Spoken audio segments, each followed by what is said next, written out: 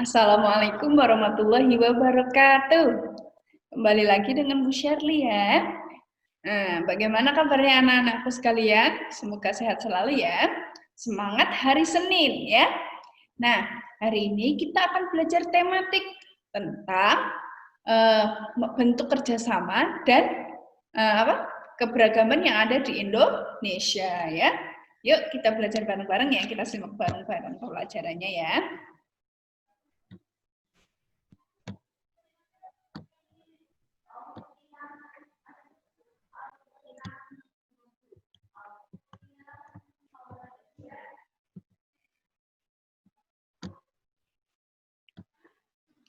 Nah, hari ini kita sudah memasuki tematik tema 1, subtema 3. Nah, sekarang kita belajar dulu tentang bagaimana mengamati bentuk kerja sama. Nah, manusia itu adalah makhluk sosial. Ya, kita sebagai manusia tidak mungkin hidup sendirian. Adanya gotong royong, kasih sayang antar sesama, dan rasa ingin dihormati menunjukkan bahwa manusia memerlukan manusia lainnya. Setiap manusia normal memerlukan bantuan orang lain dan hidup bersama orang lain untuk memenuhi kebutuhan hidupnya. Jadi kita sebagai manusia itu harus saling tolong-menolong, memerlukan orang lain, dan harus saling menghormati orang lain. Gotong royong merupakan contoh nyata betapa manusia itu memerlukan orang lain untuk memenuhi kebutuhan hidupnya ya. Contohnya, kita sebagai anak kalau belum bisa bekerja maka kita membutuhkan orang tua kita ya. Terus untuk belajar di sekolah kita memerlukan guru memerlukan murid ya. Terus di lingkungan sekitar gotong royongnya misalnya ada tetangga kita yang memerlukan bantuan kita untuk bergotong royong membantu membenahi rumah, itu kita juga memerlukan orang lain ya, tidak bisa membangun rumah sendirian. Nah, di lingkungan kita banyak beragam sifat dan bentuk manusia ya. Walaupun beragam, kita harus tetap saling tolong-menolong. Sikap tolong-menolong sangatlah penting untuk menumbuhkan rasa kepedulian. Karena dari sikap tolong-menolong itu kita peduli dengan orang lain, kita peduli dengan lingkungan kita. Selain sikap tolong-menolong, manusia sebagai makhluk sosial harus menerapkan sikap toleransi dalam masyarakat. Toleransi itu penting sekali ya, karena kalau tidak ada toleransi, negara kita bisa terpecah belah. Toleransi adalah sikap menghargai orang lain. Jadi ingat-ingat, toleransi itu adalah sikap menghargai orang lain ya. Nah, yang berbeda dengan kita. Jadi toleransi itu adalah sikap menghargai orang lain yang berbeda dengan kita. Misalnya, teman kalian berbeda sifatnya dengan kita. Berarti kita harus menghargai. Terus teman kalian berbeda agama dengan kita.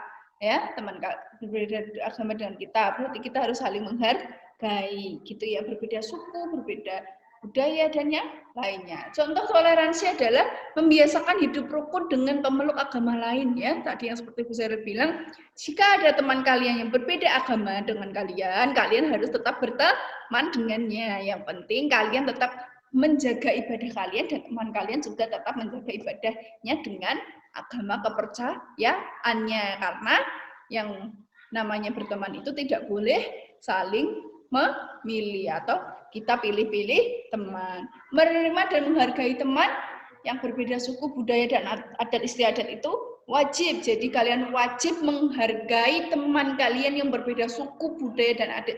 Mana keberagaman itu yang membuat negara kita itu banyak diminati oleh negara lain. Karena di negara sana tidak banyak keberagaman yang ada. Ya, bersyukur kita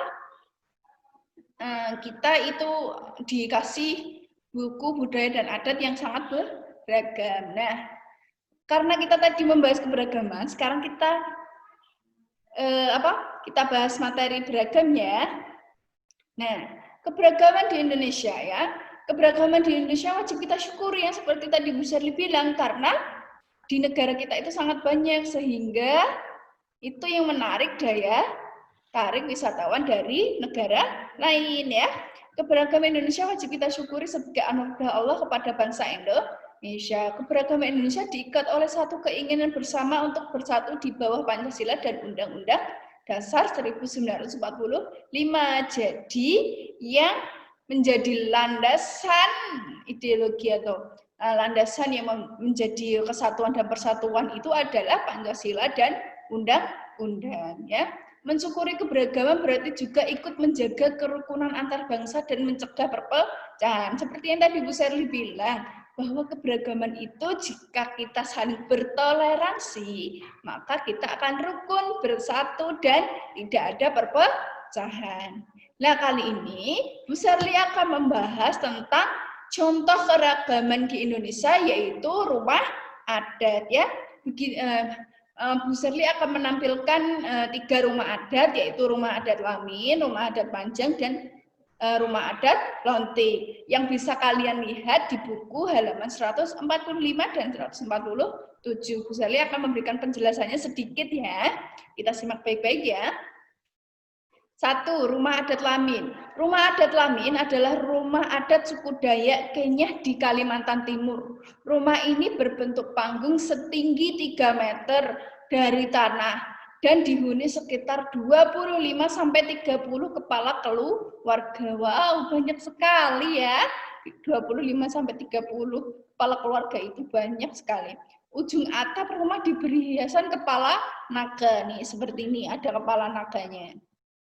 Ya, terus yang merupakan simbol keagungan, ya, jadi kepala naganya itu adalah simbol keagungan, budi luhur dan kepahlawanan. Halaman rumah diisi oleh patung-patung blontang yang menggambarkan dewa-dewa sebagai penjaga rumah atau kampung. Jadi patung-patung itu adalah kepercayaan adat Dayak Kenyah untuk menjaga rumah atau kampung mereka. Nah, rumah Lamin terdiri dari ruangan dapur, ruang tidur, dan ruang tengah yang digunakan sebagai tempat untuk menerima tamu atau pertemuan adat. Tangga untuk naik ke rumah Lamin itu terbuat dari pohon. Bentuk tangga tidak berbeda antara rumah para bangsawan dan rakyat biasa. Jadi di sana tidak ada perbedaan antara tangga rumah bangsawan dan rakyat biasa. Dinding rumah Lamin terbuat dari kayu yang diselingi daun rumbia. Bagian kolong rumahnya biasanya dimanfaatkan sebagai tempat memelihara ternak. Jadi di sana kolong-kolong panggungnya yang di bawah tangga itu dimanfaatkan untuk berternak. Yang kedua adalah rumah panjang. Rumah panjang merupakan tradisional suku Dayak. Rumah ini memiliki bentuknya memanjang, ini ya seperti di gambar nih. Bentuknya memanjang, banyak kepala keluarga yang tinggal di dalamnya. Namun sayang sekali sekarang rumah ini sudah jarang ditemukan karena di Kalimantan sana sudah banyak perumahan modern dan mereka memilih untuk tinggal lebih di rumah modern daripada di rumah panjang seperti ini ya. Nah, hanya bangunan yang bertahan tuh sedikit, yang masih berpenghuni itu sedikit. Sekarang kebanyakan digunakan hanya untuk acara adat atau digunakan oleh suku-suku Dayak di Kalimantan yang masih di pedalaman. Oke, yang ketiga adalah rumah lontik. Rumah lontik merupakan rumah adat Riau, disebut juga rumah lancang. Bentuk atapnya melengkung ke atas agak runcing, ya ini agak runcing, seperti tanduk kerbau. Dindingnya miring seperti perahu atau lancang nih. Begini ya, bentuknya miring seperti ini. Kayak perahu. Nah, hal itu melambangkan penghormatan kepada Tuhan dan sesamanya. Jadi bentuknya itu miring seperti perahu atau lancang itu untuk penghormatan kepada Tuhan dan sesamanya. Rumah adat Lontik dipengaruhi oleh kebudayaan Minangkabau. Minangkabau itu Sumatera Barat ya. Rumah ini banyak terdapat di daerah perbatasan Sumatera Barat karena Riau itu perbatasan dengan Sumatera Barat, maka kebudayaannya banyak dipengaruhi oleh kebudayaan Minangkabau yang ada di Sumatera Barat. Jumlah anak tangga rumah Lontik biasanya berjumlah ganjil. Ganjil itu misalnya 29, 33 gitu ya. Jadi tangganya itu ganjil, misalnya 5, 7, 9 gitu ganjil. Nah, ini ada contoh lain dari rumah adat yang ada di Indonesia. Ini ada rumah Aceh, yaitu rumah adat Nanggro Aceh Darussalam. Terus ini ada rumah Tongkonan, rumah adat Sulawesi Selatan. Terus ini ada rumah Balai Batak Toba, rumah adat Sumatera Utara. Terus yang keempat, Bayi Leo, rumah adat Provinsi Maluku. Dan yang terakhir adalah rumah adat Bangka Belitung ya. Itu sedikit contoh rumah adat yang ada di Indonesia, karena rumah adatnya sangat banyak. Jadi Bu Sherly hanya contohkan beberapa. Nah, yuk sekarang kita kerjakan bersama-sama soal halaman 145. Bagaimana bentuk rumah lamin? Rumah lamin berbentuk panggung setinggi 3 meter dari tanah. Ujung atapnya diberi hiasan kepala naga. Terus yang kedua adalah rumah panjang berbentuk memanjang kurang lebih 50 meter. Terus tadi